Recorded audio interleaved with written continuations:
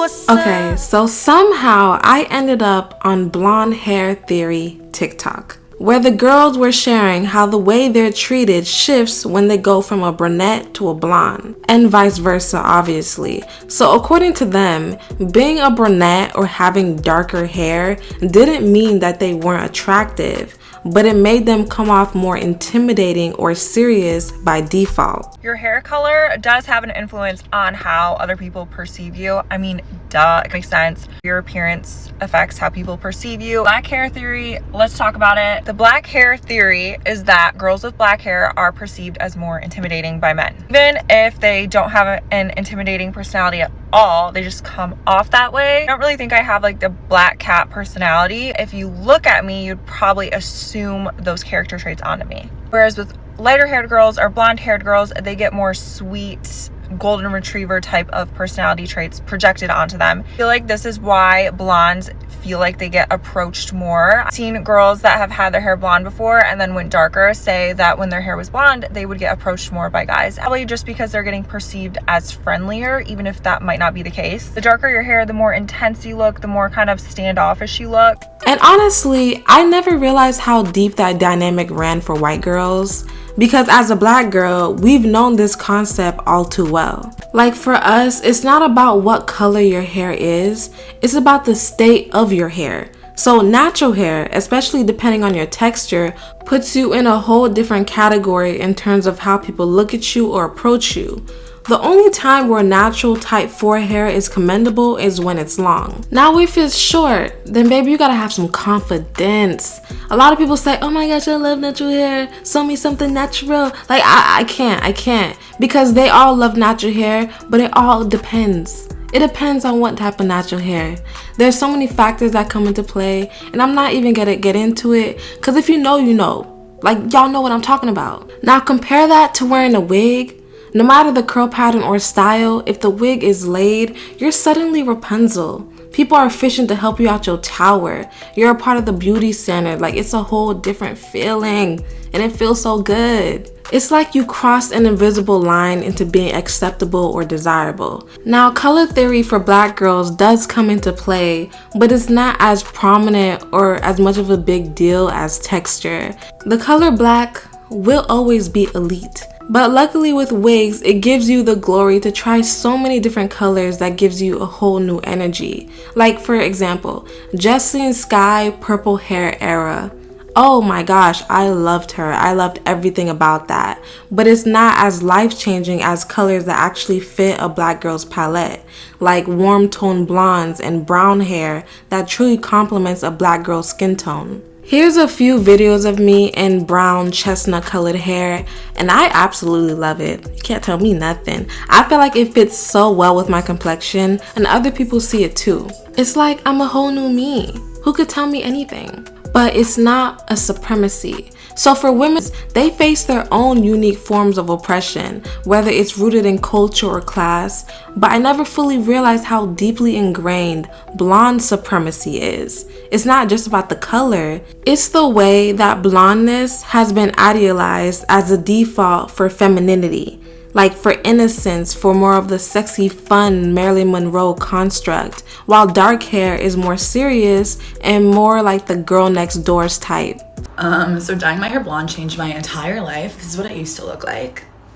Like, everywhere I go, people just assume I don't know that much and they help me with which is perfect because I don't know that much. So imagine being a brunette that doesn't know anything. Like, life was harder. So I dyed my hair halfway through college. I was graded so much harsher in the first half. The second half, it was like, aw, you came to class?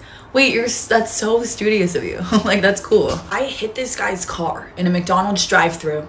And I wasn't even on my phone. I was looking straight ahead. It's just that I forgot how to keep the car stopped for a second. Which all you have to do is keep your foot on the brake. I forgot. I thought the guy was gonna get out of the car and yell at me, but he gets out and he looks at me and he was like, were you putting makeup on? You're silly. I just wanna make sure that you're okay though. How are you? I was like, I just hit your car, but I'm fine. if you want to hang out. Sometimes I feel like if I were to walk out of a grocery store with a cart full of items, the employees would be like, sweetie, so you're usually supposed to pay when you go through self-checkout, but there's no way you would have known. It's so stupid, honestly. Like, who cares? Here's the thing, I don't think it has to specifically be blonde hair. I think it's more about finding the hair color that looks good for your skin tone, but your goal should always be, people's expectations of you should be on the floor. The bar should be on the floor. That way, anything you do, everyone's like, no way, yes. And that is the only thing I ever needed to learn in my entire life. So yeah. The blonde hair hierarchy is beyond real and something that genuinely needs to be studied in human psychology. Dang it. Over the past month, I have had brown, blue, and blonde hair, the 3 Bs, and people treat me very, very differently depending on what color hair I have. The brown hair is very girl next door, cutesy, sweet, innocent vibe. People treat you as such. I get a lot more compliments from girls too. Women are a lot nicer to you when you have brown hair. Blue hair, crickets. Silent. I also think that's because I am in Texas and people are a little bit more iffy with colored hair here.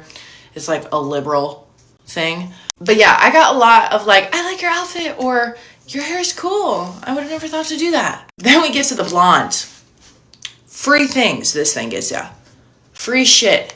Blonde. I don't know what it is, the psychology behind wanting to give blonde girls free things, but people love to give blonde girls free things. It's just so interesting to me, and it happens way more anytime I have blonde hair. Like, I've had blonde hair at least once a year for the past probably 6 years of my life now, and it's always when I have my hair like this, do people treat me so much better. It's very confusing. But yeah. So honestly, can you really blame black girls for wearing wigs? Just like, can you blame brunettes for going blonde? Society is so shallow that sometimes doing what you can to make your life a little easier just feels like survival, but in the best way possible. The fact that being blonde gives you this automatic halo effect is absolutely wild. Like, people just assume that you're nicer and you're softer and approachable and even more trustworthy just because of your hair color. It just shows how deep these beauty biases run. I'm gonna tell you right now, blonde theory is 100% real. I did not believe it until I went blonde. I had black hair my whole life. People just think I'm nicer, and I don't really think I've gotten that much nicer. People just think I'm friendlier.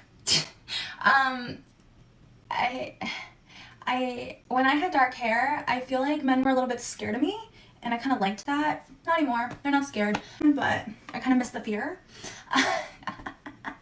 Can I say that? But yeah, it's a real thing. And yeah, I'm crazy. People are gonna come and say, oh, you know, you have like, yeah, I know, but my hair is blonde compared to when it was black, okay? So I get to talk about this. But yeah, so it's definitely real. It's definitely real. Being blonde seemingly opens so many doors for you. Norma Jean, who isn't naturally blonde, her natural hair color is like a brownish copper color. She became the pinnacle image of a blonde bombshell. She became the queen of alter egos and played the feminine seductress. She walked into becoming the most famous persona by buying a bottle of peroxide and bleaching her hair in a bathroom right before a test screening, and then transformed herself into the iconic Marilyn Monroe. Even Marilyn herself benefited from blonde hair so much that she thought it was ridiculous, and she didn't understand why it mattered so much. You know, it's interesting that people associate, if you happen to have blonde hair, you know, naturally or not naturally, however, or if you're not out of shape in some way, you're absolutely dumb. You're considered dumb. I don't know why that is. It's a very limited view. Well, I mean, it doesn't matter what the person, what they look like, what color hair they have. They even had an episode of this on Victorious. Like, we all know Dan Schneider is a sick but sometimes he's spot on with his writing style and all of its weirdness. They had an episode called Blonde Squad, where Tori, Jade, and Kat played characters for Beck's movie, but they left their blonde wigs on just to see how life was as a blonde. Why are you so excited to be blonde? Because guys love blonde girls, especially with blue eyes. You watch. Tonight we're gonna get extra special treatment.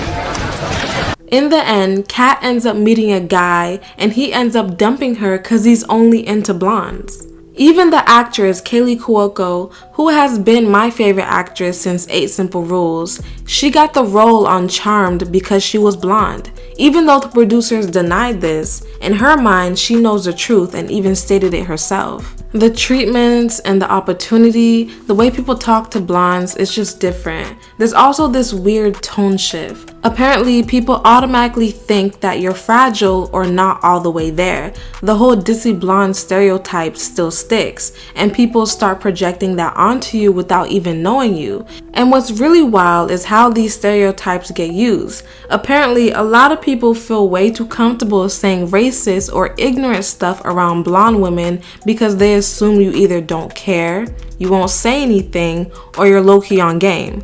So they don't feel the need to censor themselves. That's the flip side of the halo effect, is being seen as sweet or harmless. It gives other people permission to be bold with their bigotry, like you're a safe space for their nonsense. Never knew the power that a blonde hair, blue eyes. This is so entirely true, and I never realized it because I've been a brunette my entire life, and I bleached my hair blonde a week ago. I've never gotten as much attention as I've gotten right now, and not only that, you don't realize how racist the general population of white people really is until they know that you're not racially ambiguous anymore, because I was with brunette hair.